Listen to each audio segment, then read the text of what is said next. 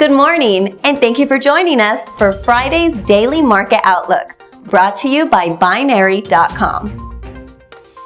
Shares of Twitter tumbled 6% after reports that Fox News had not tweeted for 3 weeks sparked fears of a backlash by conservatives. The Japanese yen has posted gains after Japanese retail sales jumped 3.5%, their highest level since December 2017.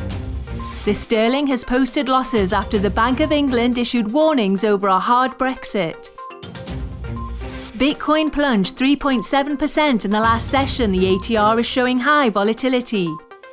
The price of crude oil has bounced upwards in the last session, gaining 2%. The ATR is showing high volatility in the daily time frame. The Aussie dollar pair traded sideways in the last session. The ATR is showing high volatility. The dollar-yen pair has seen some downward movement, falling 0.3% in the last 2 sessions. The ATR is showing low volatility. That's all for Friday's Daily Market Outlook, brought to you by Binary.com. Trusted by traders since 2000.